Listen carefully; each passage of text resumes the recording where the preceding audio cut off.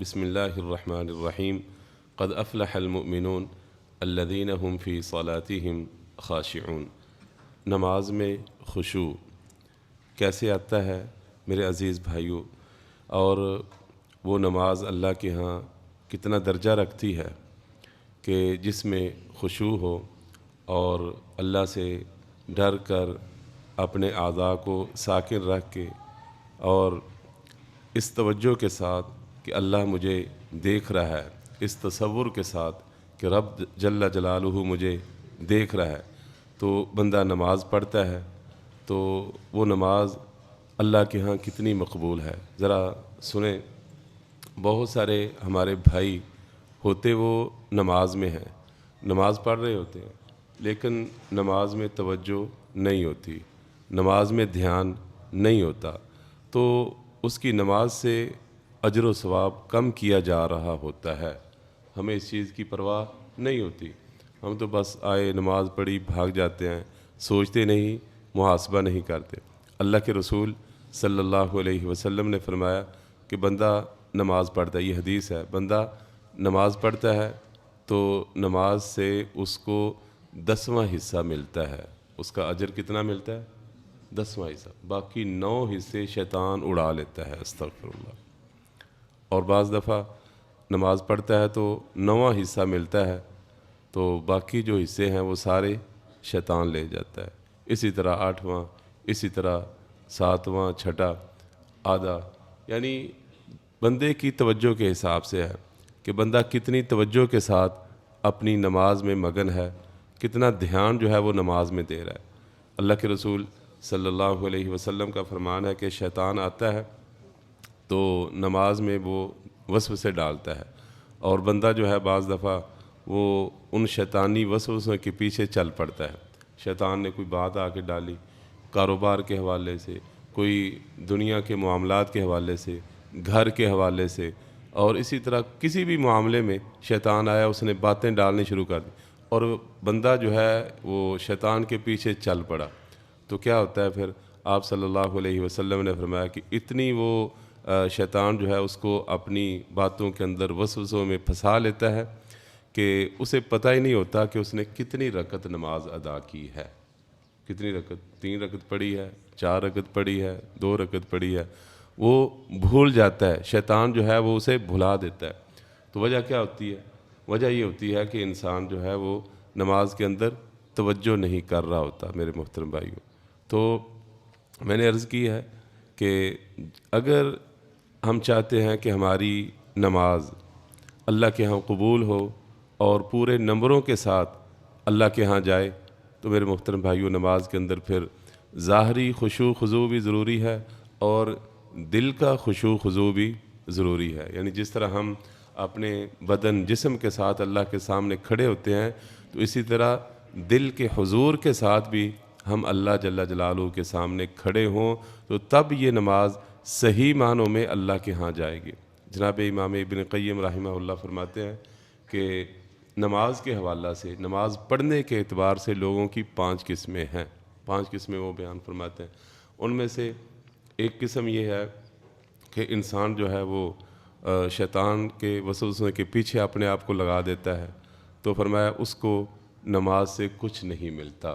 یہ وہ بد نصیب شخص ہے کہ ساری اس کی نماز ختم ہو جاتی ہے، ساری نماز جو ہے وہ مکمل پڑھ لیتا ہے لیکن اس نماز سے اس کو کچھ نہیں ملتا۔ وجہ کیا ہوتی ہے کہ وہ اپنے آپ کو شیطان کے پیچھے لگائے ہوتے ہیں پوری نماز کے اندر، ایک بات کے بعد پھر دوسری کے بعد تیسری، اور جس طرح کہا جاتا ہے نا کہ ہمارے معروف بات ہے، واللہ عالم یہ سچ ہے یا جھوٹ ہے، لیکن ہو بھی سکتا ہے کہ یہ سچ ہو۔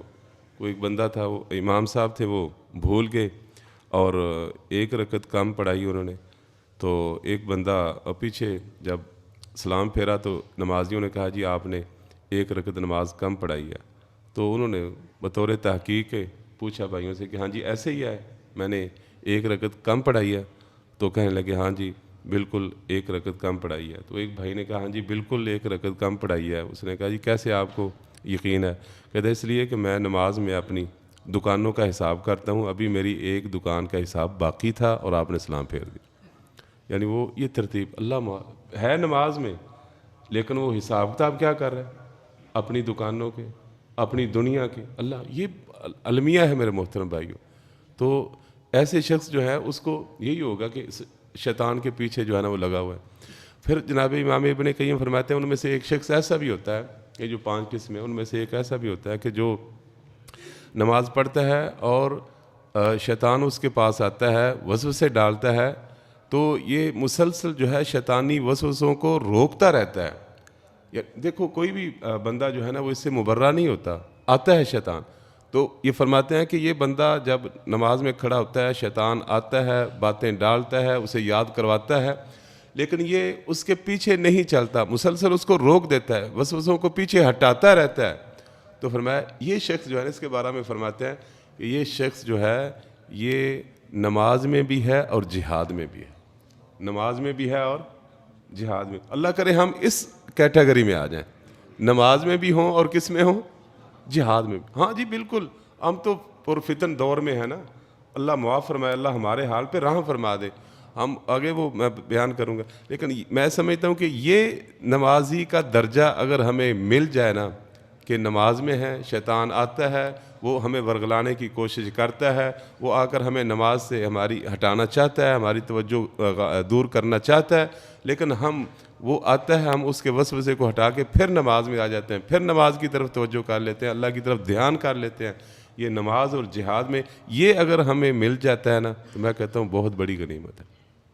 ایک درجہ انہوں نے بیان فرمایا کہ وہ نمازی بھی ہوتا ہے کہ جو پوری طرح سے نماز کے ارکان ادا کرتا ہے، پوری طرح سے خشوع خضوع اختیار کرتا ہے اور توجہ کے ساتھ جو ہے وہ نماز میں پڑھتا ہے، تو آپ رحمہ اللہ فرماتے ہیں کہ یہ شخص جو ہے وہ صحیح معنوں میں اپنی نماز میں ہے۔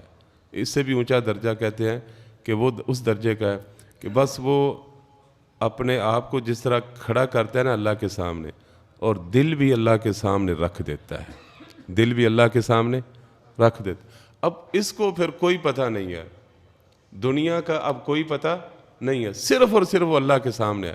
یہ وہ اس احسان کے درجے پہ ہے جس کے بارے میں اللہ کے رسول صلی اللہ علیہ وسلم نے فرمایا کہ وہ یہ ہے کہ تو اللہ کی عبادت ایسے کرے جس طرح تو اس اللہ کو دیکھ رہا ہے یا اللہ تجھے دیکھ رہا ہے۔ اسے باہر کی دنیا کی کوئی پتہ نہیں ہوتا، کوئی اسے جو ہے وہ دنیا کی طرف اس کا دھیان نہیں جاتا، وہ ہر ہمتاً گوش جو ہے وہ اللہ جل جلالہ کے سامنے کھڑا ہوتا ہے۔ یہ آخری درجہ ہوتا ہے۔ یہ وہ بندہ ہوتا ہے کہ پھر جب نماز میں کھڑا ہوتا ہے اس پر ہیبت، اللہ کا خوف، خشیت طاری ہوتی ہے، آنکھوں سے آنسو جاری ہوتے ہیں، اور وہ اللہ کے سامنے اسے پتہ ہوتا ہے کہ میں کیا پڑھ رہا ہوں، اللہ کی تسبیحات، تمجیدات، اللہ کی ثنا، اور اللہ کے سامنے رونا، عاجزی، انکساری، گڑ گڑانا، یہ اس بندے کی حالت ہوتی ہے۔ اور لیکن یہ تو بہت کم ہے، جو ہزاروں میں سمجھ لو کہ آج کے دور میں کوئی ہوگا، وگرنہ کہتے ہیں پہلے ہی شیطان جو ہے ان کو پکڑ لیتا ہے۔ تو میرے عزیز بھائیوں، نماز میں توجہ دیا کریں، نماز میں خشوع پیدا کرنے کی کوشش کریں، تاکہ صحیح معنوں میں یہ نماز جو ہے وہ ہماری نماز محمدی بنے اور یہ نماز اللہ کے ہاں قبول ہو۔ اللہ تعالی ہمیں سمجھنے اور عمل کی توفیق عطا فرمائے، اور ہماری نمازوں میں اللہ تعالی لذت عطا فرمائے، نمازوں کے اندر اللہ تعالی خشوع پیدا فرمائے۔ آدھا واللہ اعلم، صلی اللہ علیہ وسلم۔